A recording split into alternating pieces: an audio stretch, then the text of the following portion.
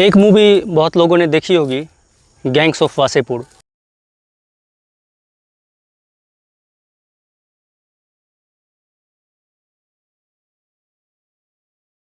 उसमें एक चीज़ को आपने नोटिस किया है, वो चीज़ मैं बताऊंगा तो आपके समझ में आएगी, ध्यान में आएगा। उस फिल्म में जो फैज़ल खान का किरदार जो नवाजुद्दीन सिद्दीकी ने निभाया है, उसमें दिखाया जाता है कि जब फैज़ल खान की माँ नगमा खातून एक व्यक्ति के साथ, नसीर अहमद का कैरेक्टर जिसने निभाया है, उसके साथ सेक्स की तैयारी बस करते रहेगी और वो देख लेगा फैज़ल खान, और देखकर वो डिप्रेशन में चला जाता है, गांजा पीने लगता है, नशा करने लगता है और अपनी उम्र से 20 साल बड़ा लगने लगता है उसी डिप्रेशन के कारण। लेकिन एक और चीज़ इसमें थी कि फैज़ल खान का पिता एक लड़की से शादी कर लेता है, दुर्गा नाम की जो विधवा रहती है उससे शादी कर लेता है और बच्चा पैदा कर देता है।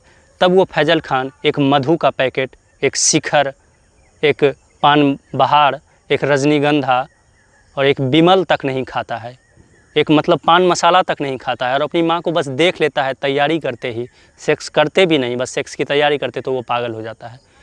और ये समाज की असलियत भी है, क्योंकि लड़के के मन में बचपन से ही बैठा दिया गया है कि लड़की की योनि में इज्जत होती है लेकिन लड़के के लिंग में इज्जत नहीं होती है।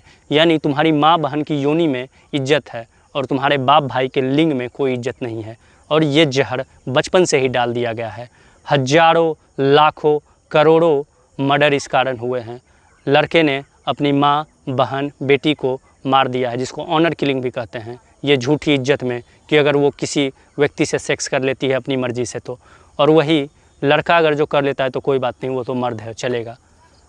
तो इस चीज़ को मिटाना ही पड़ेगा, नहीं तो फिर ये ऑनर किलिंग, ये रेप, छेड़खानी, ये नंगा फ़ोटो वायरल करने की धमकी, ये ब्लैकमेलिंग नहीं रुकेगी। ये तभी मिट सकता है जब लड़की साबित कर दे कि उसका शरीर भी नॉर्मल है, उसका शरीर भी मलमूत्र का द्वार है जैसे लड़के का है। कोई मलाई, कोई मक्खन, कोई जन्नत का द्वार उसके पैरों के बीच नहीं है। और इस तरीके के गाने भी कि पैरों के बीच जन्नत दिखाऊंगी, गाने को भी मैं मक्खन मलाई हूँ, चिकनी चमेली हूँ, बटर चिकन हूँ, इसको बंद करना पड़ेगा। ऑब्जेक्टिफिकेशन करना लड़कियों का बंद करना पड़ेगा, और ये खुद लड़कियों को करना पड़ेगा, क्योंकि लड़का तो लड़की को सेक्स का सामान समझता ही है, भोगने की चीज़ समझता ही है, लड़की भी अपने आप को भोगने की ही चीज़ समझती है। तो जब तक लड़कियों के शरीर में, उसकी योनि में इज्जत रहेगी तब तक उसका मर्डर होता रहेगा। और उसका लड़के का हवस का फ़ायदा भी इस बात का उठाती है। लड़का उसका थूक चाटता है, उसका खर्च उठाता है, उसके आगे पीछे घूमता है इसी के कारण, और इसी के कारण नंगा फ़ोटो वायरल करता है, ब्लैकमेलिंग की धमकी देता है और लड़कियों को गुलाम बनाकर रखता है, घर से निकलने नहीं देता है। तो लड़की जब तक लड़के का हवस का फ़ायदा उठाते रहेगी तब तक उसको लड़के का हवस का नुकसान झेलना ही पड़ेगा। इसीलिए शरीर को नॉर्मल कर दो। ना लड़के का शरीर कुछ खास है, ना लड़कियों का है। दोनों प्रकृति ने जितना आकर्षण बनाया है उतना ही उचित है।